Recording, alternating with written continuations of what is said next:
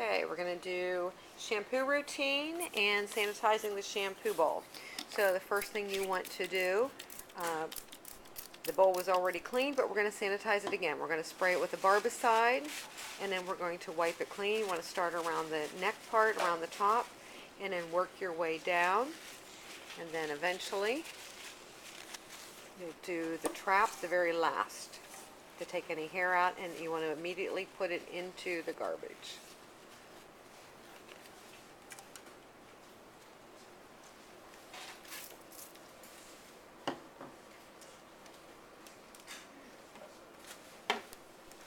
And on your procedure book, you would find this on C1, sanitizing the shampoo bowl.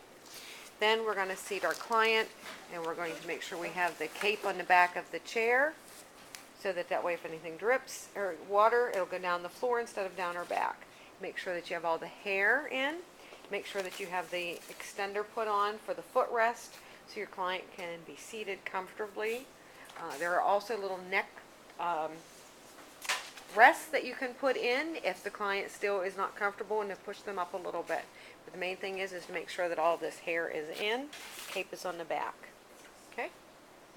And this procedure you're going to find in shampoo routine is B3 under scalp and hair care. Do you want your water to be cold, warm, hot? Warm. Okay, you need to make sure that the nozzle is down in. Lift up on the handle, keeping a finger in the water flow at all times.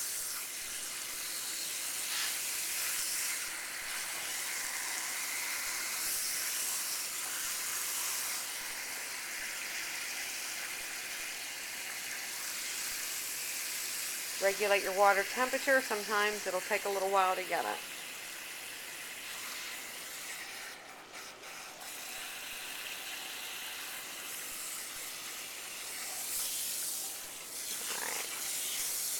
Going to put your finger in. Too warm? No, it's good. Ask your client if it's too warm or too cold, because what your temperature your hands can take may not always be the same. You're going to wet all of the hair using your hand as a shield so that you don't accidentally spray it. You can bend the ear out of the way so that you don't get hair into the ear. Just make sure that when you're directing the water flow, you should always be shooting towards the drain and not towards the neck. You're always shooting it in that direction going in. You want to get the hair thoroughly saturated, turn off the water. And you would have already discussed with your client what type of hair to be able to choose your appropriate shampoo. What type of hair does she have? Colored hair. Okay, so you are using a shampoo that is made for color-treated hair. Okay, when you get the shampoo, you just need a small amount. She has thick hair, so that actually would be more than what I normally would have used. A one pump would be sufficient for like a normal head of hair.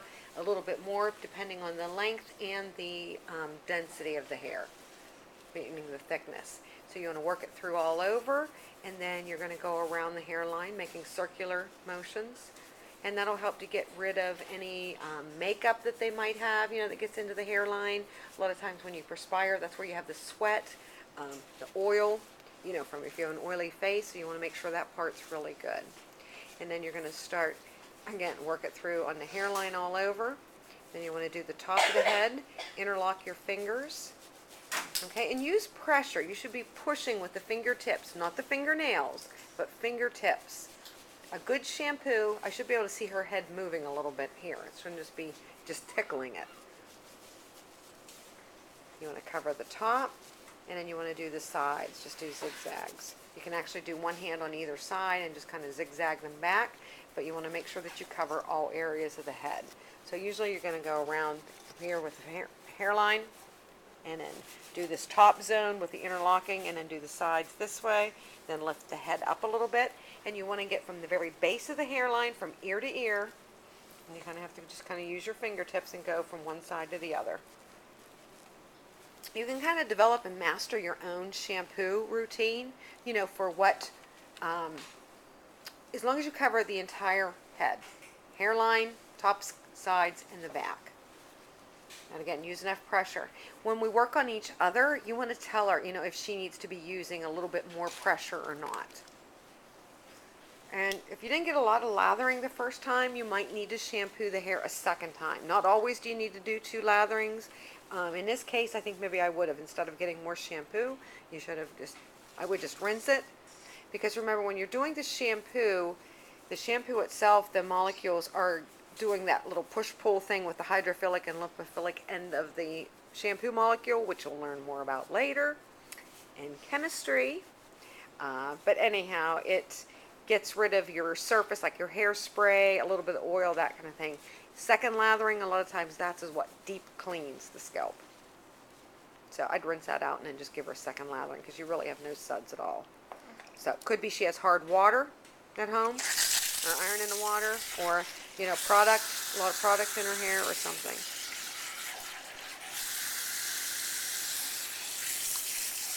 But then you want to rinse and repeat. Is this too long? No. I'm going to pause you here while she's doing her second.